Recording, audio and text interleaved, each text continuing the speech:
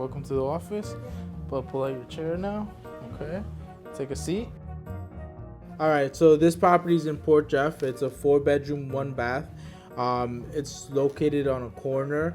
It was built actually in 1968. Has a 1-car attached garage, oil heating, has central air conditioning. It's a big property, so definitely plenty of room for me to do my planting, let my dogs run around. I hope the truck for the house.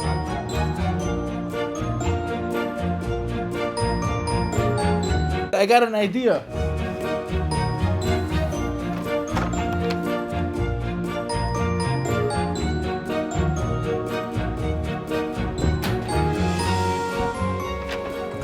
Joanna, I have an idea. Let's start a podcast. Now? Yes, now. Why? Everyone's doing it. Let's go. I'll be right there. All right, so what's the podcast about? I didn't even know, to be honest. We didn't think that through. Listen, I gotta go ask clients. I'm so sorry. Thank you for waiting. But congratulations. Here's your pre-approval. So this is the pre-approval? Correct. So you'll connect me with the agent, attorney, title, and inspection? That's right. Great. It's all in one. Hi everyone, we're here at a podcast, Feeding Power. Your host Molina and Joanna Amaya. We started this podcast because we want to feed power into real estate agents, lenders. We want to feed attorneys. We want this podcast to be the only podcast that you're going to watch. So Joanna is going to talk to us about how she got in the business, where she started from, what were her her issues, and what she faced to become the lender she is today. So Joanna, tell us a little about yourself. Well, thank you, Luis. First, I am nervous, so I'm just going to put it there. It's a pleasure to start this. We've been having this vision for a long time, 100%. and we want to make it happen, and we don't want to wait a single day more. We really just said yesterday, you know what? Let's start, let's go, and let's do it. And we hope that we can contribute to a lot of knowledge to everyone.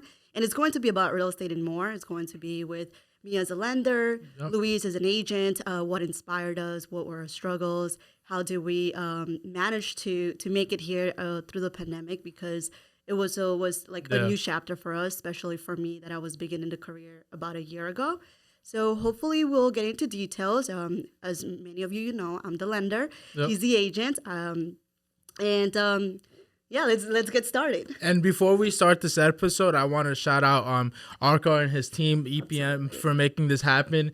This is a vision we, like Joanna said, we always had, but it was just hard to put in place, especially with all the equipment. Thank you, Arca and his team. All right, so let's get into it. So Joanna, what would you say was one of your major challenges in getting into lender? Actually, let's go back and what did you even do before lending? Like, what got you interested in lending? Good question.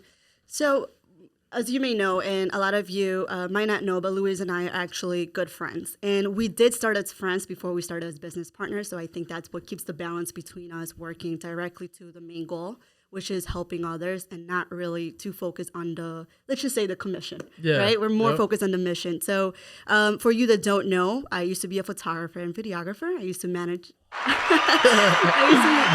my own business, and I started that since I was 15 years old.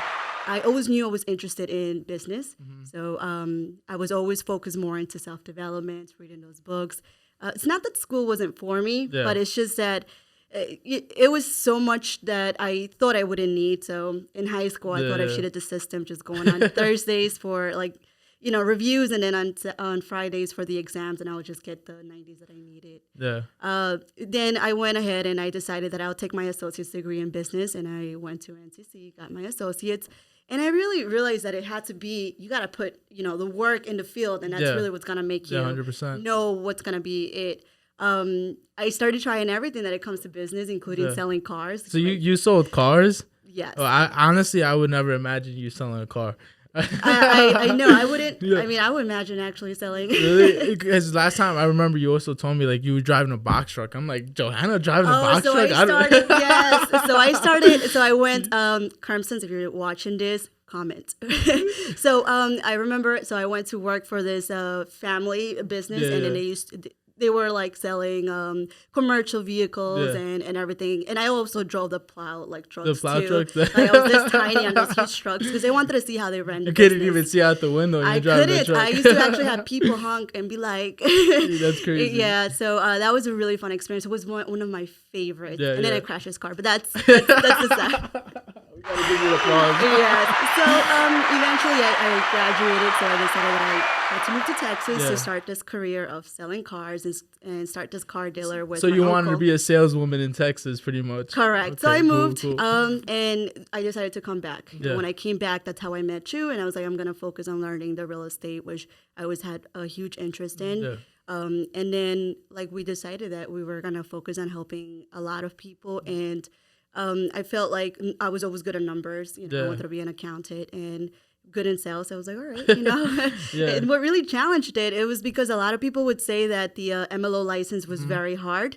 So I was like, all right, that's what I want to do. I want to challenge Yeah. myself on Yeah, that. I know, and I remember because when we first met, we were kind of very similar. So from going to NASA Community College, right, and learning going to the same school, taking the same courses. Correct. I didn't know you, I didn't know that was your interest, and then when you told me I graduated from there too, and I'm like, oh shoot, I'm gonna have her do my essays. So now there's me in college, and then we started working together. So now then I realized okay, so we started that business relationship from there because we kind of had the same mentality. You just had that business mentality, and that's where it was like, oh shoot, this is the person we're gonna go Yes. good together in the next 5-10 years. Yes. So and that's why when you and I were I remember we were sitting in two desks, you were right next to me, and I remember I would walk in my red hoodie, and you would just look at me yo, what did I tell you? You should be wearing a suit. Why are you coming in here with the red hoodie? Dress The ripped professional. jeans. I used to staple Yeah, his jeans. yeah. Come on, you can't be showing your Yeah, legs here. I would sit with clients, and my jeans were ripped. So it's stuff that you learn eventually, and and that's a good thing. You were kind of like a mentor to me, pretty much. At that time, I wasn't looking at the way I look at things today, right? So now, what do you see yourself in 10 years? Now you saw yourself grow from a salesperson, learning the sales business, learning the industry of sales, because the thing is, sales is a language, right? It's just Correct. real estate, it's its own language, right? That's right. So if you don't know how to sell, if you don't know anything about real estate, then unfortunately it's not for you. Can you learn it? Yes. But where do you see yourself 10 years from now after knowing what you know? Well, from 10 years from now, and that's what I do, I always do a timeline of 5 years. Yeah. So maybe 10 years from now, I won't give you the exact answer, Yeah, but yeah. for 5 years from now, I know for a fact that I want to be, when it comes to property, I want to be one of the best investors, not only just for me, but also to help people start off with their investments properties.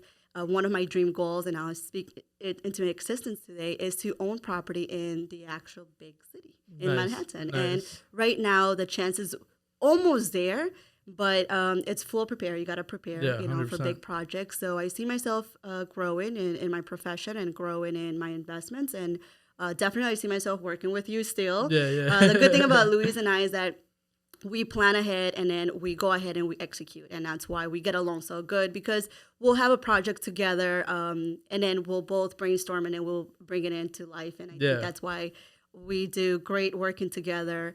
And like you said at the beginning, he was probably more into okay, let me just get this done, because he knew the business since he was 15 years old, to be honest. He just needed to know more into I guess this is actually a profession. Sales. It's not just, what you're doing. Yeah, and I think as honestly, and I'm gonna cut you off, right? So I think honestly, it's just where, the mentality you grew up with, right? And then sometimes you have, I have people like you in my way, and then I had, other mentors that were telling me Louis, you're not gonna get anywhere wearing ripped jeans. Now, excuse my language. You ought to beep that, our car. So, that's the thing, especially if you're taking care of clients and you're wearing ripped jeans, that doesn't look professional, So now Joanna and I, we want to feed power to real estate agents, attorneys, because, we want to be we're the face of it, and that's what we are. So, now we just have to take it to the next level, but I can't take it to the next level wearing ripped jeans, and that's what I learned. So now I want to show younger people than me what's being a business person, Correct. an entrepreneur pretty much. That's right. So, and I'm glad I had you and my other mentors in my way, because I would have probably realized 5 years from now, but you know how much business I would have lost, Correct. And so, going back to everything we're saying, I thank you for, being there, being a business partner, being a mentor. And, now I know in 10 years from now, we're going to be killing it. We're probably going to be making a podcast somewhere in a different country. And what I love too about us is that we're always focused on also giving back. What I always speak to Luis about is that I would have loved that someone would have guided us and would have basically give us a good guidance of what it is that we're gonna bump into, and we had to try it on our own. And he's in the real estate side, I'm in the funding, so I had to hit the walls many times. So did he, and we want to make sure that we're able to provide that kind of guidance to our team.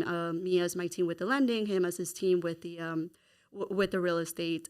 We also put together a non-profit organization that we will talk about in another episode, which is also going to be to contribute to entrepreneurs and really just, again, a give back to the community, because at the end of the day, we were also blessed with other people that came as to me when I was little. A lot of people came in and so something in me, and I always appreciated that, and that's what I saw in Luis. And as many people know, Luis is one of the top agents, and he doesn't really have all that 10 years in the business, but he does 100%. Have the mentality that he needs to do 100% what he does, and that's the only way you're going to get results.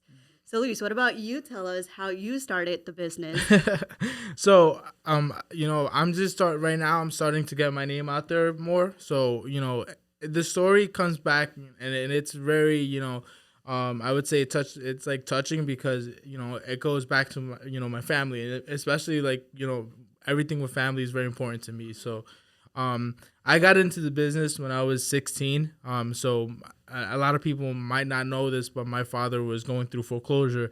For many who don't know what a foreclosure is, it's the process, pretty much the bank taking back the house. And at that point, that's a very tough situation for, not just my parents, but million of other people that were here on Long Island and throughout the country who were facing foreclosure, And at that time, there was many other, real estate attorneys, so-called agents scamming, my parents. So now imagine, Joanna, them getting scammed. Now imagine how many other people are getting scammed in the industry, right? So I there was a point where I realized, okay, you know what? I have to take it into my own hands. So you were really young too. Yeah, but it's like think about it this way. It's like you see your parents working so hard for it, and then somebody else is just gonna come take it in one day. So then I was like, at that age, even though I was young, I was like, no, this is not gonna happen. So How old were you? I was 16 at that time. So that's when I was like, okay, you know what? All right, perfect. So and that's where we ended up at the same employer. That's how I ended up there. Because this one person, he was like, oh, Louis, I'll help you, I'll help you save your dad's house. So I'm not going to get into details about what we did and how we saved the house. But long story short, we ended up saving the house. And I was like, seeing my dad smile on his face, after 10 years of not, trying to save his house and nobody could do it. It's like, wow, this feels good. That's I right. want more of this. This right. feels amazing. So then I realized, okay, you know what? If my dad was in this position, how many other people are in this position, right? So that's when I said, I was like, all right, by the time I'm 18, I'm getting licensed. I don't care. I'm not working for nobody else. I'm doing this on my own. And then, boom, you came along. So that all happened within probably the 6 months of me being there. And then you came into the office. Like I said earlier, I remember you sat next to me. And then I think you and I just started putting goals together, this is what we're gonna do in 6 months. And then eventually, I remember we said we were gonna quit, and I'm gonna say it like this: we were gonna quit our job because we were tired of it. We were students there, we were just learning the industry. And I remember we said, hey, we're gonna be here for 6 months. We set that date. I'm gonna say probably 3 months later, I got fired. Pretty much quit, but I got fired. So I remember then I said, you know what? All right, screw that. I called Joanna. I'm like, Joanna, I just got fired. Yeah, I never seen someone so excited in their life to I get was fired. happy I got fired. So, and this is the thing. So that same Friday, I passed my real estate test. So I'm like, all right, great, let's go. I got fired on purpose. So that week, Don't try that at home. yeah, if you guys are getting your license, don't quit your job. It's not that easy. So I went 3 months without getting my first full on commission. And my broker literally at that time, he said, all right, this is what you need to do. He took me to show one house. We went to see one house only. Then he went back to his house, and that's it. He's like, you're on your own. I was like, what? That's it? And then from there on, it's been history, And then Joanna and I have done multiple open houses, help buyers. We want to feed so much power into our customers, our, buyers, even if they're not buying a house right now, but maybe down the line, we just want to help them, make sure that they have every tool that's out there, especially with so much programs Joanna can offer. Another thing is we're Spanish speaking. So now we're, working with the Spanish community, and that's where we grew up, and we have that knowledge. We have that enthusiasm. We want to be of help for others. And that's where I started. I'm motivated. We're going to have a lot of episodes coming up. You guys are going to see from attorneys to even nutritionists. Like, we just want to help everybody. We'll and have everything. Everybody, your mom's going to be on this episode next. But Joanna, is there anything else you want to add on? Well, going back to when you got fired, so my plan was that I was going to stay there, get my license. And the reason why I left was because there wasn't really a good fit for me in any bank. And I did a mistake. I didn't know how hard the exam was going to be. And at that time, I was booked every single weekend and everything with the photography and everything. So I did the mistake. I didn't go meet people as an interview. I met them as friends, and they would tell me how it was to work at their bank. And I did the mistake of telling them when I was going to take my exam because I thought I had it. Because I'm like, oh, yeah, I'm smart. I got it. So then when I realized that my exam was like 2 weeks in advance, I was like, oh, my goodness, I have not studied. That actually helped me because it helped me delegate a lot of work. And I learned the art of delegating so much work, too, because I used to be like, if I want something to be done perfect, I need to do it myself. So I had no other choice because people still needed I still needed to give them their projects. So with that being said, I went ahead and then for 2 weeks, I just studied completely. And when I'm taking the exam and I'm halfway there, I'm like, oh my goodness, this is really, it's not that easy. And I told like 5 people I was taking it today, I'm going to look like like a loser if I don't pass. And I'm telling you, that was like, I can still remember when I saw a little, because when you take your MLO, you get that same day, the results, not like yours. The computer is waiting. It's like the computer's literally waiting for you. And it was loading and my heart I was like, oh my goodness. And mind you, my eyebrows were like, like I was just 2 weeks focusing on studying. My hair was a mess. And I'm just there like, oh, even the guy here is going to think I'm such a loser.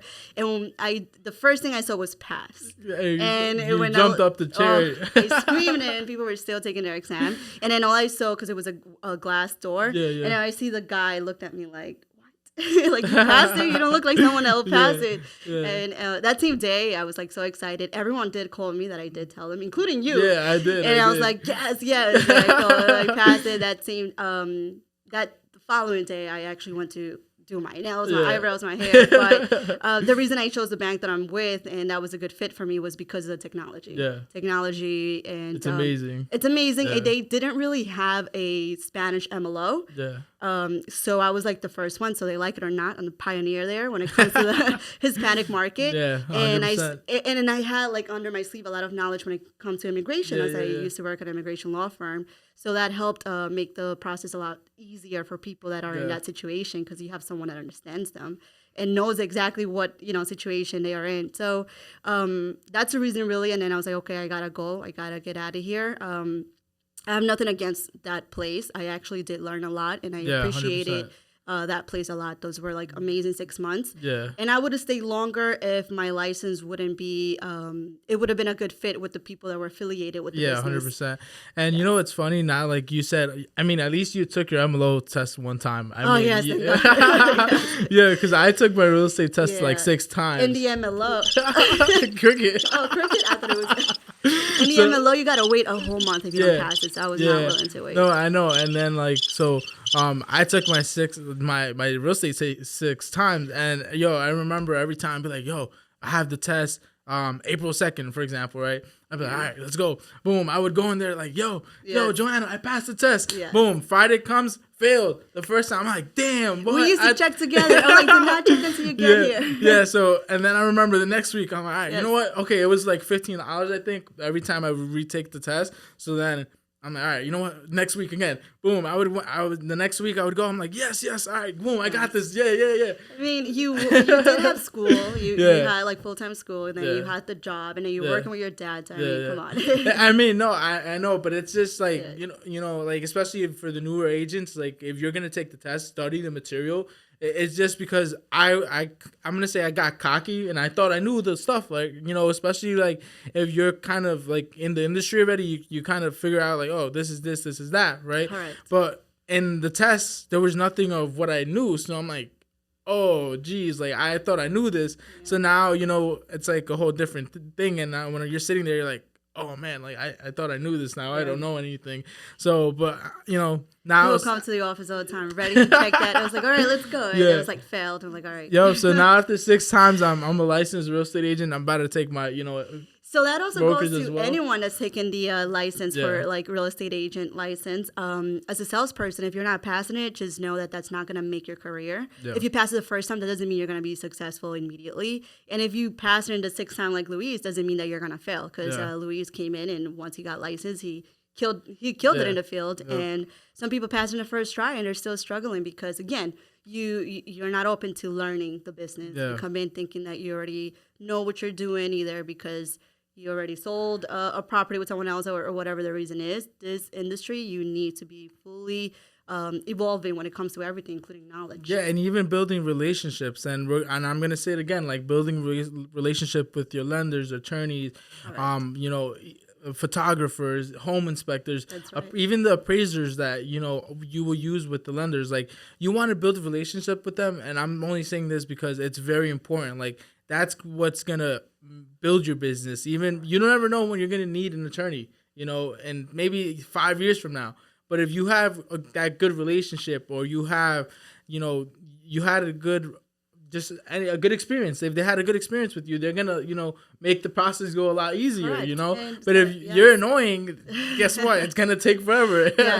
So, you know, and I can tell you, Joanna and I, we built those relationships with attorneys, the relationship with our appraisers, the home inspectors, so we can make the process of buying a home and selling a home faster than your usual, you know, purchase. Because, and as an agent, that's what makes me, you know, that's my niche pretty much. My niche is like the Spanish market. My niche is pretty much, we're quick, you know, we get it done correctly. So that's what we want to feed to the new agents and show them, hey, listen, yes, you can get licensed today, you can get licensed tomorrow, but it's how, you know, what are you doing to close that first deal? And, you know, build relationships. And, you know, if anybody, you know, if anybody's getting the license, reach out to me.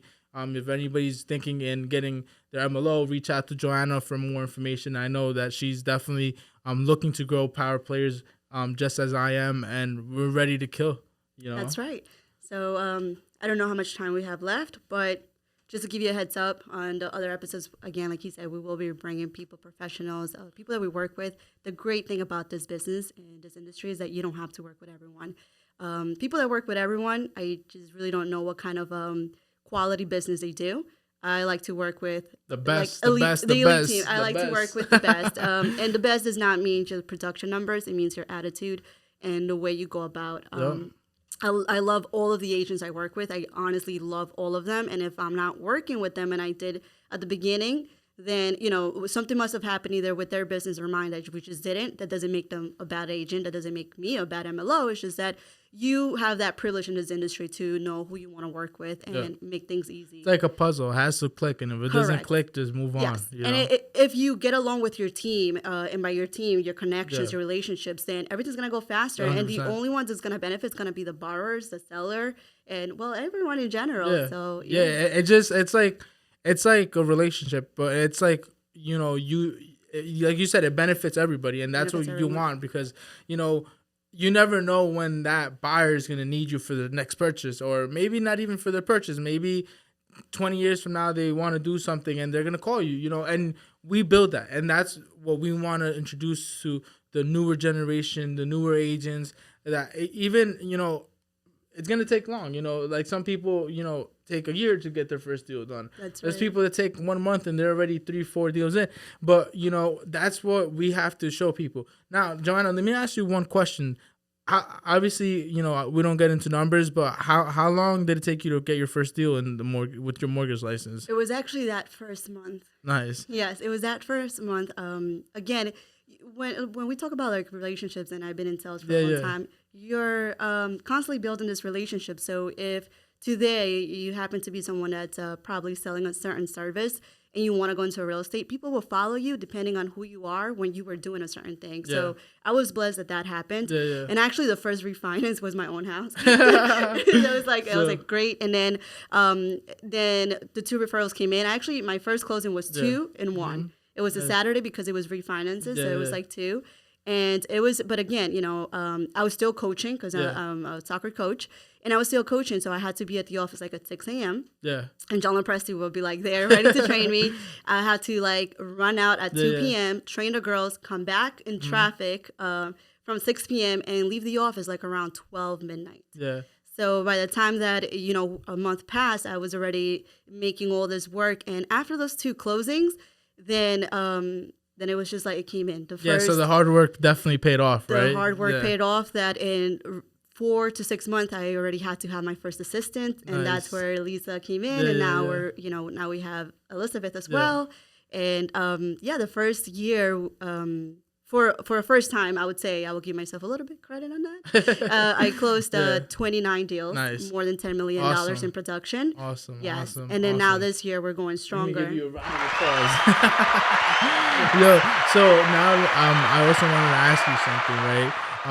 Because, especially like now that you have your team, like, it's hard to build a team, especially like, a lot of people just look at it like, oh, wow, like it's just another person. But it's like, having the right people on your team, it's like playing chess. You have to know your next move. You have to, it's like they're power players, if they're not moving.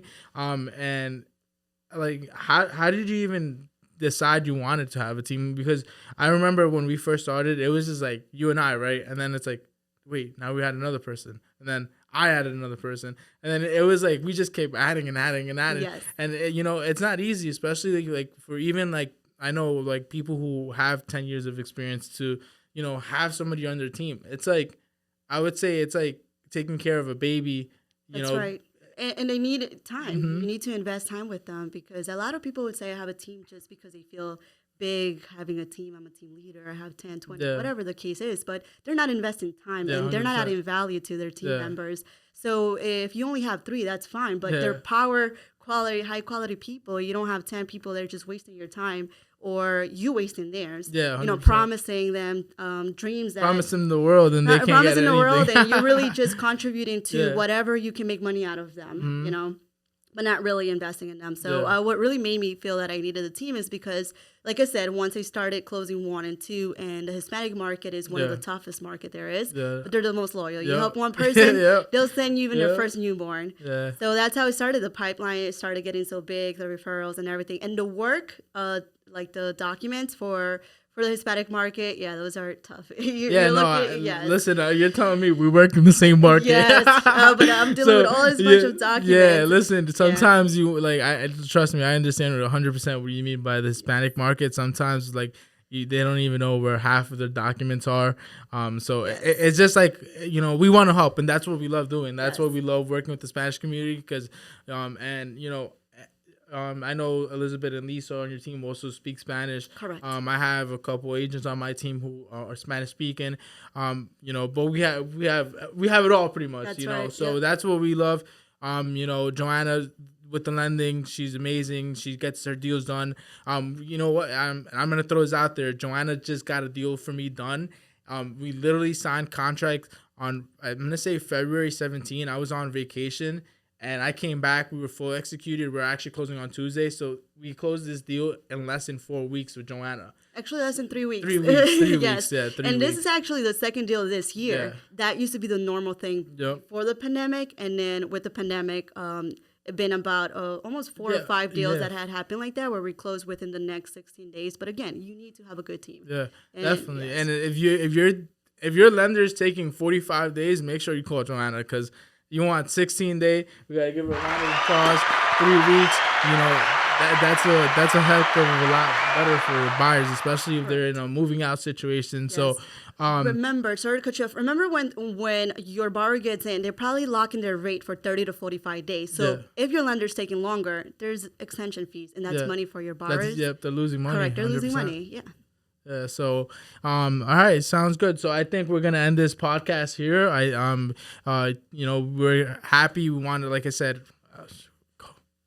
sorry, I messed up. He got really excited. Too So excited. thank you everyone that was watching us, and hopefully that this came into some knowledge for you, at least for those that want to start and want to know what's the difference. We'll speak that another day. What's the difference between what I do? I'm mostly like the back end of the industry, and then real estate agents, they're like the front face. Yeah. So we'll explain that later on, but I hope that this video kind of gave you an idea, or for those that work with us have more of an idea of who we really are. And throughout the episodes that we'll be hosting, hopefully you'll get to learn more about us, more about the industry. We'll bring professionals in, and thank you for watching Feeding Power to You. And just follow us on social media, follow us on Instagram, and We'll see you on the next episode. See you on the next episode.